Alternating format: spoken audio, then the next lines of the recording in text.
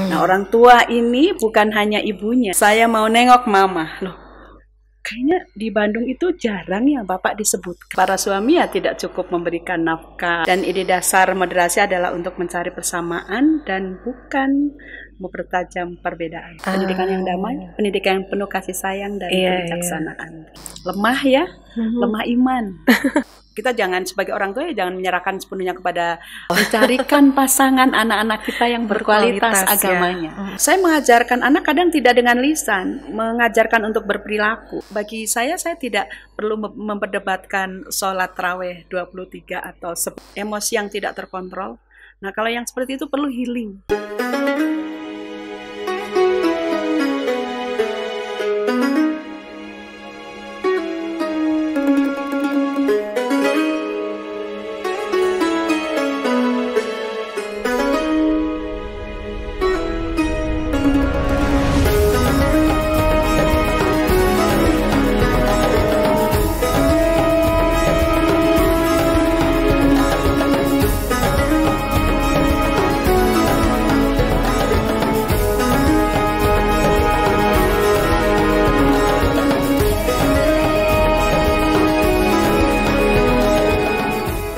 Assalamualaikum warahmatullahi wabarakatuh. Hai Ikhwan Mandala, jumpa lagi dengan saya Diah Rahmi Astuti dalam acara Mandala TV.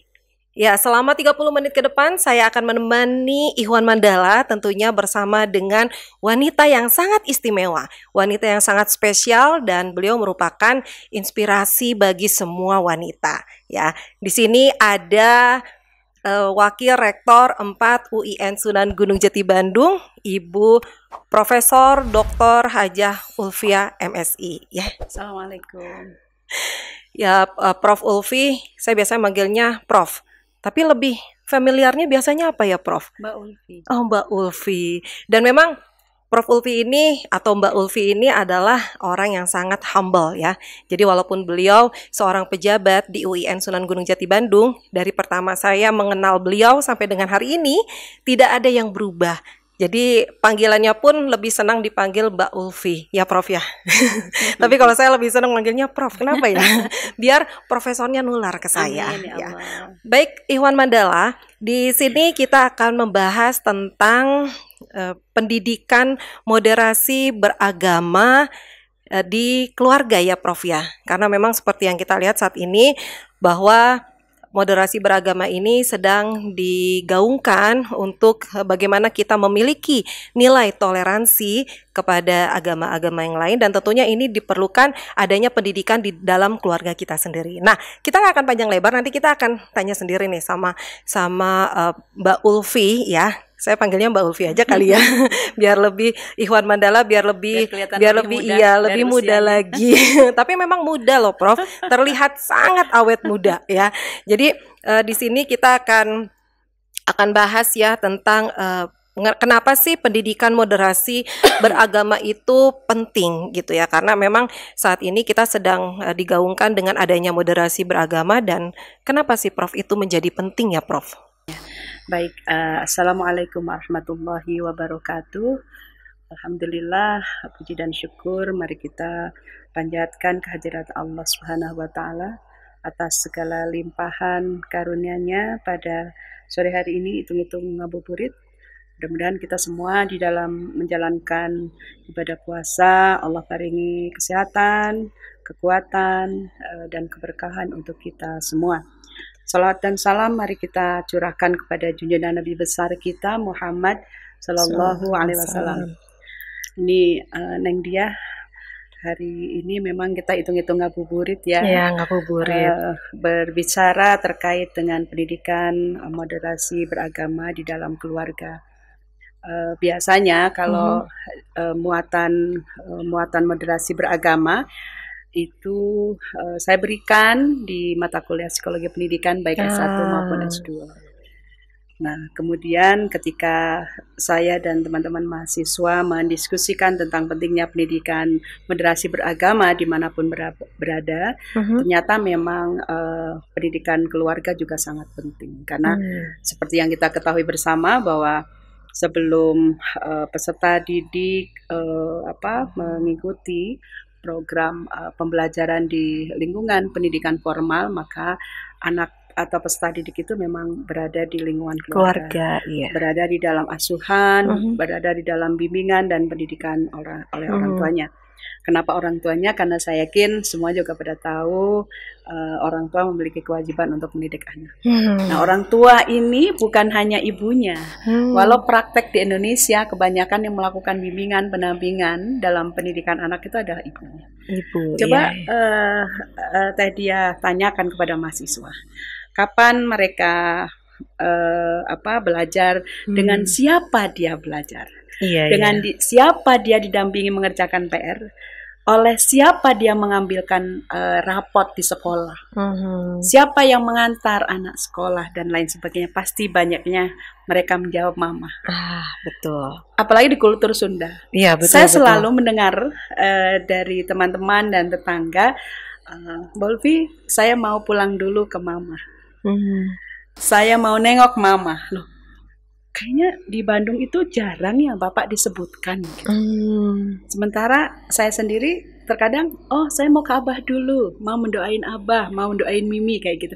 Jadi artinya keseimbangan di dalam mengakui keberadaan orang tua. Karena fa'abawahu, kan dalam hadis kan kullu mauludin yuladu alal fitrah fa'abawahu.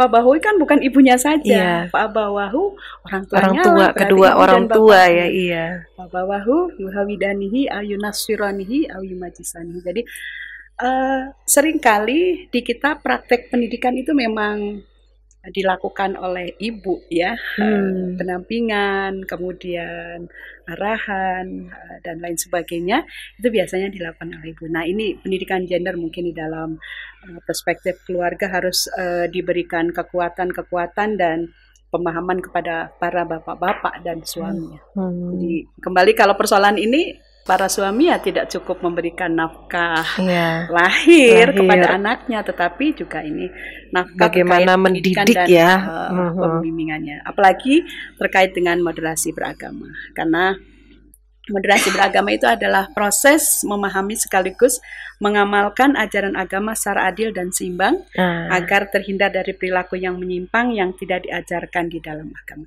Penting kan di dalam keluarga? Penting banget ya. Nah, oleh karena itu saya katakan bahwa ini adalah penting. Mengapa penting? Tadi pertanyaannya, karena keragaman dalam beragama itu niscaya ya tidak mungkin hilangkan, dan ide dasar moderasi adalah untuk mencari persamaan dan bukan mempertajam perbedaan. Nah, penting nih. Penting, benar. Jadi ketika ide dasar moderasi adalah untuk mencari persamaan dan bukan mempertajam perbedaan, penting juga itu untuk penguatan keluarga.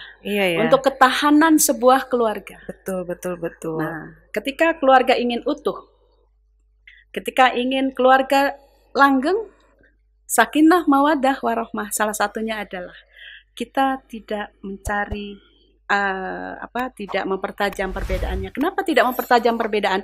Karena individu itu kan berbeda. Dalam psikologi individu tidak ada yang sama. Tidak ada yang sama. Anak kembar pun berbeda. Betul.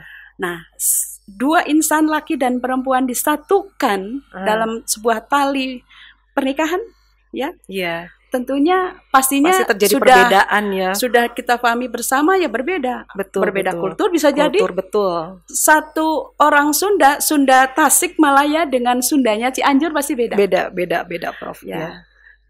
Teh Dia Sunda mana? Kalau saya Minang. Oh, Minang toh. Asli Minang. Nggak ada darah Sunda? Nggak ada. Oh, nggak ada. Saya baru tahu ya, pemirsa. Ya, alhamdulillah. Mau Minang, mau Sunda, mau Jawa, Indonesia. Tetap pasti iya.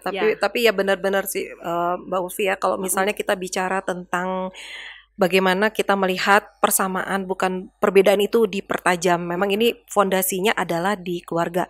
Makanya tadi Mbak Ulfi bilang bahwa pendidikan di keluarga itu sangat penting, terutama bagaimana seorang ibu gitu, karena memang anak-anak ini lebih dekat dengan ibunya gitu ya, untuk memberikan pemahaman-pemahaman tentang keberagaman, sehingga nanti ketika dia masuk ke masyarakat itu tidak melihat bahwa perbedaan itu menjadi sesuatu yang perlu dipermasalahkan gitu ya, Mbak ya. Nah, jadi memang menarik sekali kalau kita berbicara tentang moderasi beragama dan yang implementasinya pada bagaimana ide dasar tadi. Jadi ide dasarnya itu kita mencari persamaan dan tidak mempertajam perbedaan.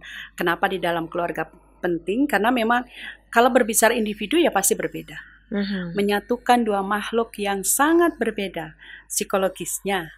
Background keluarga bisa jadi background keluarga tani dengan background keluarga misalkan guru itu berbeda. Saya pernah melakukan penelitian background keluarga pesantren dan background dengan background keluarga guru itu berbeda. Jadi artinya perbedaan yang sangat banyak gitu disatukan, lalu tujuannya ingin langgeng, ingin samawa sampai akhir hayat gitu, sampai di surganya nanti, wallahu a'lam bishawab misalkan. Nah itu perlu upaya-upaya di dalam melakukan sebuah hubungan. Tentunya hubungan yang perlu dilakukan adalah bagaimana kita mengenal kelebihannya, mengakui kelebihannya, tahu kelemahan tetapi tidak mengingatkan akan kelemahannya itu. Itu triknya. Kalau kita ingin melakukan sebuah penguatan di dalam keluarga, kemudian pendidikan kepada anak-anak kita, tentunya kita harus memberikan arahan dan pemahaman serta bimbingan bahwa memang individu berbeda. Saya punya 2 anak, semuanya berbeda. Berbeda ya Pak. Yang satu tipenya ini, yang satu lagi ini. Jadi wajar dalam satu rahim, keluar dari rahim saya tapi berbeda. Kenapa berbeda? Karena anak itu adalah campuran dari bapak dan ibunya. Masya Allah, gitu. Pemahaman yang luar biasa ini, Prof. Tapi saya tidak mencari bahwa kamu bedanya memang begitu, enggak. Tapi persamaannya adalah mereka anak saya. Mereka memang punya hak untuk dibimbing oleh saya dan bapaknya. Dan kemudian bagaimana mereka juga sukses di dalam kehidupannya. Jadi tidak membedakan anak pertama dengan anak kedua gitu ya. Anak pertama ini harus begini, anak kedua tuh harus begitu gitu ya, Mbak ya.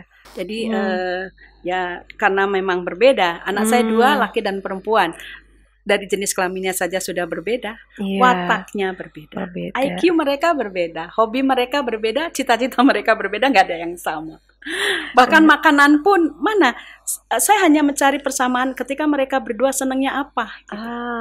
Jadi saya memfasilitasi perbedaan hobinya. Jadi kalau ke rumah makan, misalkan kita bukber, saya tahu semua apa yang mereka sukai gitu. Mereka sukai. Jadi saya menyiapkan apa yang mereka sukai dan saya tidak mempersoalkan kenapa sih harus dalam satu meja itu memang beragam. Ya memang kita semua kan beragam. Kita makan aja lauknya beragam ya. Beragam. Nah itu makanya kalau misalkan kita juga beragam di dalam pendekatan pembelajaran atau pendidikan di dalam keluarga ya pasti wajar lah. Yang ini treatmentnya harus keras nih. Yang ini treatmentnya harus karena perasaannya beda gitu ya harus lemah lembut. Betul. Jadi yang penting kita juga bagaimana mampu memahami ya, Prof. Kalau sudah memahami, kita akan tahu gitu dan melihat sesuatu perbedaan itu bukan menjadi sesuatu yang harus dipermasalahkan gitu. Dan ini luar biasa sekali Ikhwan Mandala ketika semua orang memahami bahwa perbedaan itu bukan untuk diperdebatkan, tapi bagaimana melihat persamaan ini yang nantinya ini akan menimbulkan kedamaian gitu ya. Bukannya kita mempertajam kontra yang akhirnya malah memperkeruh suasana ya, Prof ya. Oke, menarik banget nih. Aduh, senang banget ya kita bicara dengan Ibu Warek 4 ya. Mbak Ulfi ini sibuknya sangat luar biasa Ikhwan Mandala, tapi alhamdulillah beliau menyempatkan untuk hadir di Mandala TV dalam acara Sarmada ini, sajian ringan hikmah Ramadan yang tayang setiap hari jam 5 sore di channel YouTube Mandala TV. Ya, Ikhwan Mandala memang menarik sekali ketika kita berbicara tentang perbedaan, dan ini ketika kita melihat tentang moderasi beragama, tentunya kita melihat perbedaan, bagaimana perbedaan ini bukan untuk dipermasalahkan. Dan tadi sudah dijelaskan oleh Mbak Ulfi sangat panjang lebar tentang pentingnya pendidikan moderasi beragama di dalam keluarga agar dapat melihat bahwa perbedaan itu bukan untuk dipertentangkan dan bukan untuk dipertajam, tapi bagaimana ketika melihat persamaan yang nantinya malah akan membawa kita pada kedamaian gitu. Jadi bukan pada sesuatu yang malah membawa kita pada kerusuhan. Nah, ini kita masih berbicara tentang pendidikan moderasi beragama dalam keluarga nih ya Mbak Ulfi ya. Nah, sebenarnya esensi agama itu sendiri seperti apa ya Mbak ya? Karena tadi kita menyampaikan bagaimana kita memahami agama, memahami perbedaan agama, kemudian bagaimana kita mencari persamaan dari perbedaan itu dan tidak mempertajam, karena itu adalah esensinya, sehingga kita juga harus paham ya dari konsep dasar itu bahwa esensi kehadiran agama adalah untuk menjaga martabat manusia, ya, untuk menjaga martabat manusia sebagai makhluk mulia ciptaan Allah. Karena termasuk menjaga untuk tidak menghilangkan nyawanya. Itulah sebabnya setiap agama selalu membawa misi damai dan keselamatan. Jadi Islam rahmatan lil alamin. Oleh karena itu kalau di dalam pendidikan keluarga tentunya kita harus menghindari kekerasan. Ya, dalam pembelajaran pendidikan anak di rumah tentunya juga harus lemah lembut, penuh kasih sayang. Ya, dalam Quran surah Ali Imran 159, Bismillahirrahmanirrahim. Fabima rahmatim minallahi lintalahum walau kunta fadzan ghalidhal qalbi lanfaddu min hawlik fa'fu anhum. Jadi ajarin ke anak-anak juga harus ya, fa'fu anhum wastaghfir lahum wasyawirhum fil amri fa idza azamta fatawakkal 'ala Allah innallaha yuhibbul mutawakkilin. Jadi tentunya ya kita pendidikan tanpa kekerasan. Pendidikan yang damai, pendidikan yang penuh kasih sayang dan kebijaksanaan gitu. Ini juga kayaknya yang bikin sekpri-sekpri itu betah ya sama Mbak Ulfi ini, karena memang bagaimana dengan kelembutan keibuannya beliau gitu ya, terus juga kalau setiap ketemu orang beliau ini selalu ramah kepada saya juga. Kalau ketemu tuh pasti senyum, dan yang herannya ini ya, saya kalau ngelihat Mbak Ulfi ini padahal aktivitasnya tuh segudang banget, terus juga ngelihat di IG-nya tuh selalu update kesana sini, tapi luar biasa ya Mbak Ulfi ini, energinya sangat luar biasa, selalu memberikan energi positif. Sepertinya ini yang ya karena pemahaman beliau ya tentang bagaimana pendidikan dalam keluarga ini, apalagi terkait dengan moderasi beragama, bagaimana melihat perbedaan itu bukan untuk dipertentangkan. Jadi ketika melihat orang-orang yang memang berbeda, itu bukan menjadi suatu masalah buat beliau. Nah, ini kayaknya yang bikin beliau energik ya secara terus-terusan ya Prof ya. Kayaknya ini salah satu suplemennya nih, suntikannya nih luar biasa. Semoga ini bisa ditularkan pada kita semua ya Ikhwan Mandala. Oke, selanjutnya ya Mbak Ulfi ya, berbicara tentang implementasi dalam konteks pendidikan di Indonesia. Nah, ini seperti apa nih ya Mbak ya? Dalam konteks di Indonesia, moderasi beragama juga diperlukan sebagai strategi kebudayaan kita dalam merawat keindonesiaan. Ya. Ini penting juga, makanya orang tua juga harus punya wawasan yang luas ya, untuk bagaimana memberikan pemahaman kenapa penting. Kemudian konteks di Indonesia juga mengingat fenomena saat ini, banyak generasi muda yang kadang lemah ya, lemah iman, lemah di dalam pengaruh budaya modernisasi. Tentunya kita harus bisa memberikan arahan tuh ya yang kuat kepada mereka bahwa kita harus melakukan dan berperilaku sesuai dengan tatanan agama budaya gitu. Jadi agama harus menjadi core bagi pendidikan keluarga.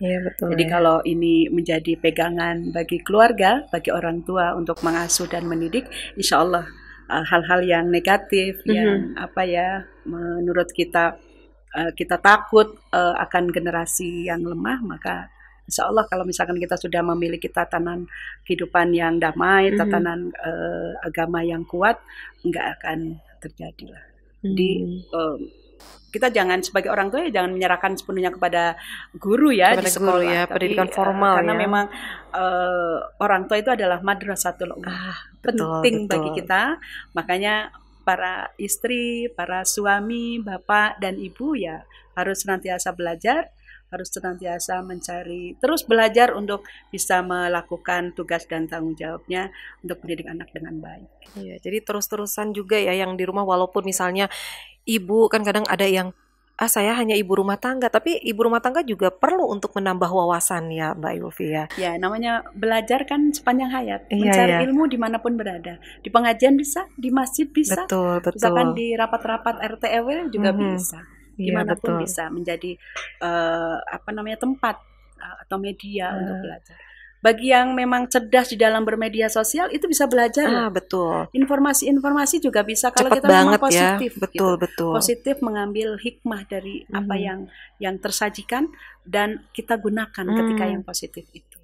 Seperti salah satu contohnya ini nih, di Mandala TV ya. Di channel YouTube Mandala TV ini, ibu-ibu, bapak-bapak, dan kita semua ya, Ikhwan Mandala bisa mendapatkan informasi, bisa mendapatkan ilmu seperti sajian kita pada hari ini, yang dimana Mbak Ulfi menjelaskan sangat rinci dan juga sangat jelas tentang pendidikan moderasi beragama di dalam keluarga. Jadi memang pendidikan keluarga ini merupakan fondasi awal bagi anak-anak kita untuk nanti bergaul di tengah masyarakat. Nah, baik, selanjutnya nih ya Mbak Ulfi, kita bicara tentang ruang lingkup pendidikan keluarga terkait moderasi beragama. Nah, ini seperti apa ya Mbak Ulfi ya? Ya, makanya kalau kita ingin punya keturunan yang baik, keturunan yang berkualitas, diantaranya adalah bagaimana kita mencari bibitnya juga yang berkualitas. Betul. Mencarikan pasangan anak-anak kita yang berkualitas Berkualitas, agamanya. ya. Nah, kalau misalkan yang berkualitas agamanya, tentunya ruang lingkup di dalam implementasi pendidikan moderasi beragama akan lebih mudah. Iya, iya. Karena dalam bahasa Arab moderasi itu dikenal dengan kata wasat ya, atau wasatiyah gitu, yang memiliki padanan makna dengan kata tawasud, tengah-tengah, iktidal, adil, dan kemudian tawazun, berimbang. Nah, di situ kalau misalkan kita harus berdiri tengah dengan kebijaksanaan, dengan adil, tanpa berat sebelah, dan kita melakukan keseimbangan, tentunya ini akan menjadi keluarga yang memang diharapkan di dalam satu sistem itu. Nah, karena kalau berbicara dari 3 aspek pada ruang lingkup pendidikan moderasi beragama, kalau itu diterapkan dengan baik, ya kita tidak akan melihat ini loh anak laki-laki harus begini, anak perempuan cukup begini. Nah, kalau misalkan di patriarhat itu kan mengutamakan anak laki-laki. Nah, pendidikan terkait dengan bagaimana moderasi itu kan moderasi beragama tentunya diimplementasikan bahwa ya laki-laki dan perempuan podohai, kan sama saja anaknya. Apalagi di dalam di hadapan Allah yang disinggung dalam Quran surat Al-Hujurat ayat 13 itu kan gak ada perbedaannya di hadapan Allah, tugas dan tanggung jawabnya sama. Cuman bedanya ketakwaan. Jadi boleh perempuan jadi ini, boleh perempuan jadi itu, atau laki-laki udah sama gitu. Sama, benar. Ya, bedanya mungkin kalau misalkan pembagian waris kali ya, itu kan sudah ada hukumnya ya. Udah jelas. Tapi kalau itu. Kesempatan publik tidak ada bedanya. Tidak ada bedanya memang. Ya, semua memiliki kesempatan karena itu tadi bukan menjadi perbedaan antara. Kita kan harus adil. Betul. Harus di tengah-tengah, berimbang.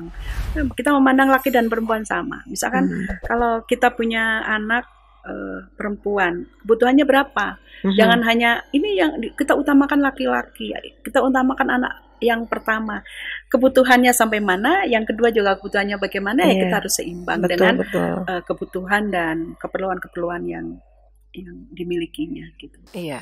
Jadi memang kalau bicara tentang perbedaan itu sendiri, kayak misalnya tadi seperti yang diungkapkan oleh Mbak Ulfi itu bahwa antara kita kalau diimplementasikan dalam jenis kelamin ya, dalam gender gitu, tidak ada perbedaan antara perempuan dengan laki-laki. Yang membedakan itu kayaknya ketakwaan ya, ke dalam Islam itu sendiri juga hanya ketakwaan gitu. Karena ketika di dalam domestik pun perempuan dan laki-laki itu sama ya Mbak Ulfi ya. Sama lah. Kalau makanya ketika saya mengajarin anak saya laki-laki, saya nitip ini karena tidak ada Mama Astri bisa ambilkan jemuran.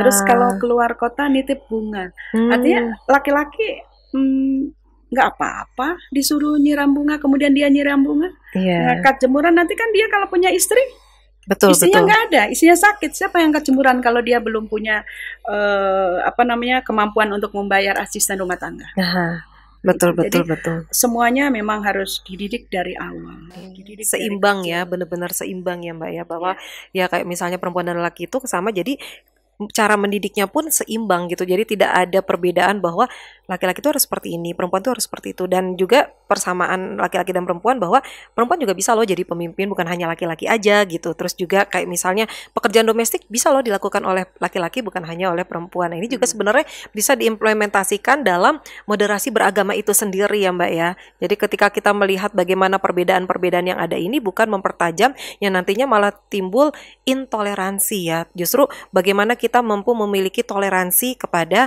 agama-agama lainnya ya. gitu. Saya punya pengalaman di depan rumah saya, di depan garasi saya itu Kristen. Ah, iya, Ya. iya. Dia kalau kami yang Muslim Lebaran, dia pagi-pagi sudah mandi. Biasanya paling malas mandinya itu. Ah, Mandinya itu siang. Pagi-pagi udah mandi, dia udah dandan, udah rapih.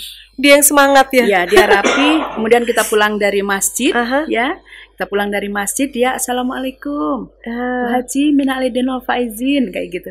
Nah, jadi karena kita menghargai dia, walaupun betul. dia berbeda agama, ketika kita ada syukuran atau hajatan apa ya, kita bagikan ke mereka. Jadi saya mengajarkan anak kadang tidak dengan lisan, mengajarkan untuk berperilaku, gitu. Untuk berperilaku menghargai orang tua, menghargai sesama, walau Kristen kan gitu, walau berbeda agama. Kemudian kepada yang dewasa bagaimana, kepada yang tua bagaimana gitu. Iya, betul, Jadi betul. saya juga selalu bagaimana untuk menghormati guru, senantiasa mendoakan guru dan lain Iya, sebagainya. betul, betul. Dan apalagi kalau misalkan kenyataannya memang kita namanya komplek kan bisa berbeda-beda. Ada dari Batak, ada dari Sunda, ada dari Jawa, dari Minang, Iya, kan betul, betul. berbeda-beda itu. Beda-beda. Soalnya mereka anak-anak saya juga kan lahir dari pasangan yang berbeda kultur kan. Iya. Ibunya Cirebon, bapaknya Lombok, sangat jauh berbeda kan. Oh, iya, iya. Jadi sudah diajarkan bagaimana budaya Lombok, bagaimana budaya Cirebon, Iya, dan bagaimana budaya Sunda karena mereka ada yang lahir di daerah Sunda. Iya. Gitu. Jadi Kan untuk memiliki adaptasi. keragaman ya. Iya. Betul, Makanya betul. ketika ditanya suku mana ya, suku Indonesia, Indonesia, karena memang betul. bercampur, nggak bisa lah mereka milih suku bapak atau ibunya. Betul. Dan itu bukan menjadi perbedaan yang Dan yang memicu konflik ya. Masalah. Oh iya, iya, betul, betul, betul. Nah tadi juga kan bicara tentang perbedaan dengan agama ini, bahkan di Al-Quran juga dijelasin ya Mbak Ulfi ya, untukmu agamamu dan untukku agamaku gitu. Jadi itu sudah jelas sekali. Jadi kita nggak perlu nih Ikhwan Mandala untuk memberikan penghakiman gitu ya. Apalagi Terus, bermusuhan. nah apalagi untuk bermusuhan karena memang pada dasarnya kita itu kan agama itu juga mengajarkan kita untuk cinta damai gitu ya, Mbak Ulfi ya, betul-betul. Oke, baik, kita bicara tentang prinsip dasar. Nah, ini prinsip dasarnya nih seperti apa nih Mbak Ulfi nih? Ya, kalau kita tadi sudah berbicara ruang lingkup, kemudian konsep dasar, esensinya ya pasti prinsipnya adalah adil dan berimbang. Adil dan berimbang dalam memandang, menyikapi, dan mempraktekkan semua konsep yang berpasangan. Seperti keseimbangan antara akal dan wahyu, antara jasmani dan rohani, antara hak dan kewajiban, antara kepentingan individual dan kemaslahatan komunal. Saya yakin keseimbangan itu perlu dibangun. Kemudian bagaimana kita menyikapi perbedaan itu dengan baik dan mampu memberikan contoh ya, suri tauladan kepada anak ya, agar anak itu bisa melihat bagaimana ibu bapaknya. Karena memang pendidikan itu tidak harus secara lisan, tapi dengan perilaku kita. Karena orang tua akan menjadi uswah gitu, menjadi model. Iya. Ya, jadi seperti halnya mungkin kita kalau kepada anak itu, saya sendiri punya pengalaman tidak pernah memaksa anak saya untuk ketika UTS belajar atau harus tidur siang. Kemudian bagaimana tugasnya dan lain sebagainya. Mereka punya tanggung jawab sendiri-sendiri. Karena melihat betapa orang tuanya sudah tua juga masih belajar kayak gitu. Betapa orang tuanya juga masih membaca buku gitu. Betapa orang tuanya udah tua juga masih baca Quran kayak gitu aja sih. Jadi nggak ada keterpaksaan tidak gitu ada ya. Harus baca Quran, harus khatam ya enggak. Ya ketika orang tuanya hatam pasti ikutan hatam. Anaknya juga ngikut. Gitu. Iya benar. Iya. Iya benar. Makanya pendidikan keluarga itu jadi nomor satu ya Mbak Ufi ya. Jadi memang fondasinya gitu ya. Bagaimana ketika fondasinya sudah kuat, maka dia keluar dari lingkungan keluarga, ketika dia masuk ke dalam lingkungan masyarakat, dia akan memahami tentang bagaimana melihat perbedaan itu bukan menjadi satu dasar yang perlu dipermasalahkan, apalagi sampai bermusuhan menganggap dirinya itu paling benar ya. Atau perceraian. Betul sekali. Nah, tadi prinsip dasar sudah dijelaskan nih sama Mbak Ulfi. Sekarang kita bicara tentang indikator pendidikan moderasi beragama. Nah, pasti kan ada indikator-indikatornya ya Mbak Ulfi ya. Kalau moderasi beragama diterapkan di dalam pendidikan keluarga, saya yakin perlu upaya eksplorasi. Bagaimana anak-anak kita diajak untuk bereksplorasi. Kalau di dalam psikologi itu ada teorinya, saya dulu belajar ada teorinya Erikson. Kata Erikson itu ketika individu ingin mencapai status identitasnya, maka kata Erikson ada dua komponen yang harus dilalui. Satu itu eksplorasi dan dua itu komitmen. Maka indikator di dalam pendidikan moderasi beragama itu yang pertama adalah komitmen. Gitu. Komitmen bisa terwujud pada diri individu manakala dia sudah melakukan eksplorasi. Eksplorasinya melalui bisa pendidikan formal, bisa melakukan informal, bisa dari berita-berita, informasi, baca buku, diskusi, seminar dan lain sebagainya. Itu eksplorasi.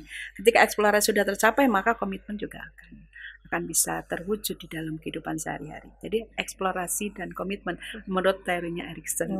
Jadi indikatornya itu adalah eksplorasi dan komitmen. Kalau indikator komitmen, tapi ketika komitmen itu terwujud melalui eksplorasi. Kita upayakan bagaimana eksplorasi itu bisa dilakukan oleh anak-anak kita.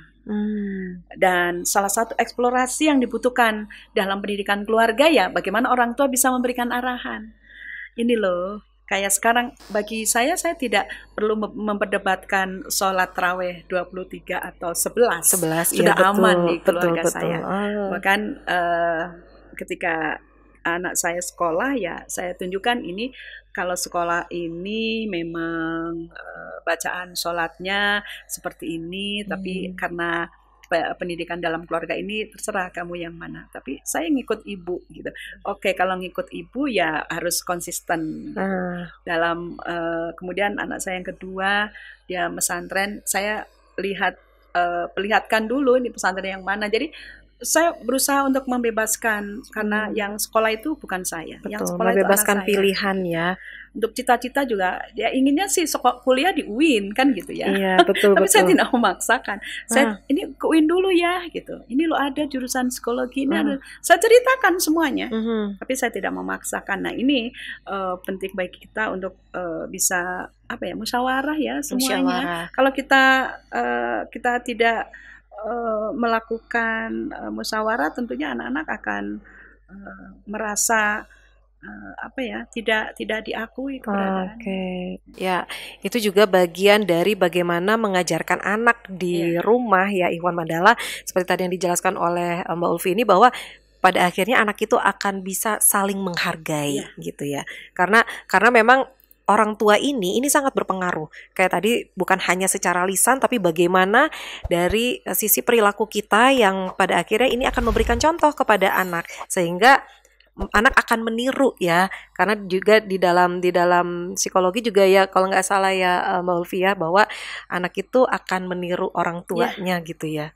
Jadi akan menjadi model ya, menjadi role model.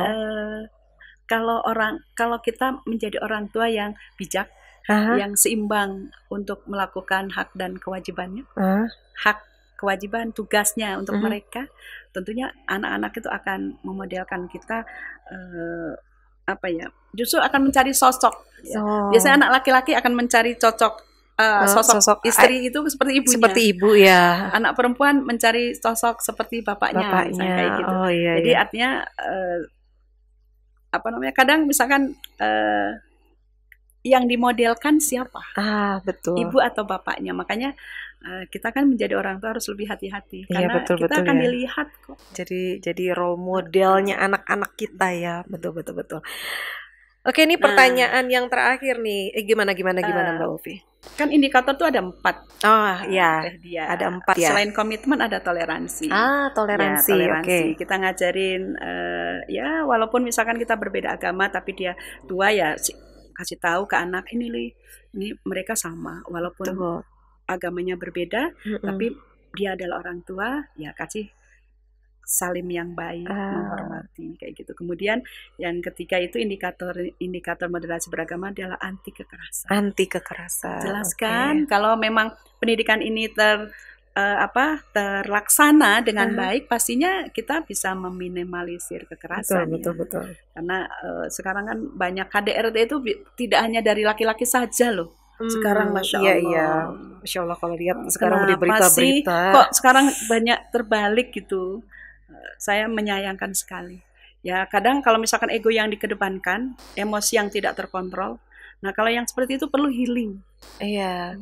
Ya kayak healing itu kayak yang terakhir itu ya, yang ibu menghabisi anaknya Masya itu loh, Allah, Masya itu Allah. karena Astagfirullah. Rasionalnya dia tidak baik. Iya. Saya punya produk model konseling rasional emotif perilaku CREP. Ya. Jadi konseling rasional emotif perilaku itu bagaimana kita menaikkan empati dan menurunkan agresi. Ya, menaikkan empati, menurunkan agresi. Iya. Nah itu seperti apa itu? Nah itu ada CREP, ada panduannya.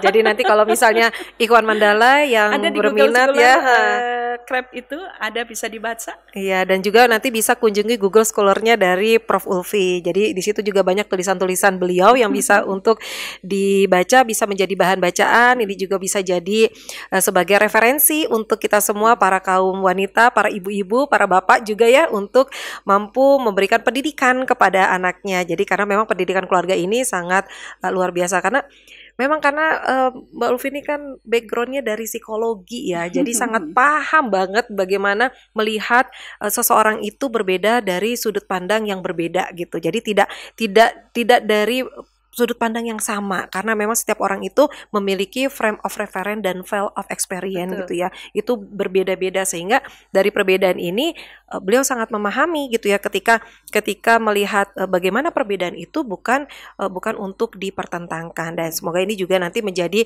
pembelajaran untuk kita semua, terutama juga untuk saya pribadi ya Mbak Ulfi ya, bahwa untuk melihat sesuatu itu tidak bisa dipandang hanya dari satu sudut pandang saja, tapi juga bisa dari berbagai macam sudut pandang. Ada satu lagi indikatornya terakhir itu akomodatif terhadap kebudayaan lokal. Oh iya, kebudayaan lokal ya.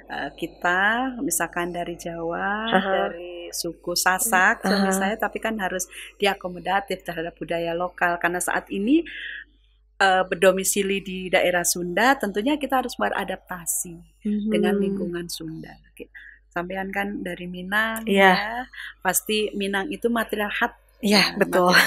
Kalau di Lombok itu patriarkat, jadi sangat berbeda. Berbeda, betul. Tetapi karena kondisi kita sudah saling memahami ya, tentunya kita seimbang lah untuk bisa menunjukkan bagaimana kita memiliki sebuah komitmen, toleransi terhadap semua anggota keluarga, sehingga kita tidak melakukan segala sesuatu yang tidak diinginkan. Iya, betul. Penerimaan diri yang harus kuat tentunya. Penerimaan diri.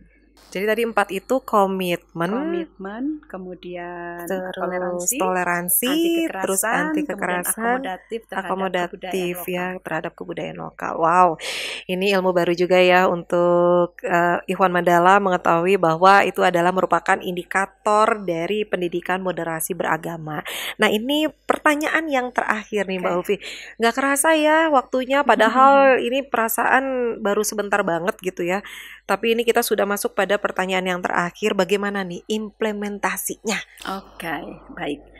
Jadi implementasi pendidikan moderasi beragama di dalam keluarga ini bisa dilakukan dengan berbagai hal betul. Seperti halnya bagaimana kita melakukan internalisasi nilai-nilai esensial ajaran agama. Ya, seperti bagaimana nih internalisasi nilai-nilai esensial ajaran agama, kemudian memperkuat komitmen ya, menumbuhkan toleransi dan menolak segala jenis kekerasan atas nama agama. Nah, kalau implementasi internalisasi sungguhnya pendidikan dalam keluarga itu bukan hanya kognisi saja kan, pengarahan, pengetahuan, tapi bagaimana integrasi antara kognisi dan afeksi yang diperkuat dengan perubahan-perubahan perilaku dan tentunya diharapkan perilaku yang diharapkan oleh agama. Saya yakin setiap orang tua pasti menginginkan anaknya kuat. Ya, betul. Bukan keturunan yang lemah. Betul. Makanya saya ingin menutup dialog kita. Sungguhnya saya juga masih kuat lah, karena bisa sampai maghrib. Tapi iya, saya masih ada 2 agenda lagi.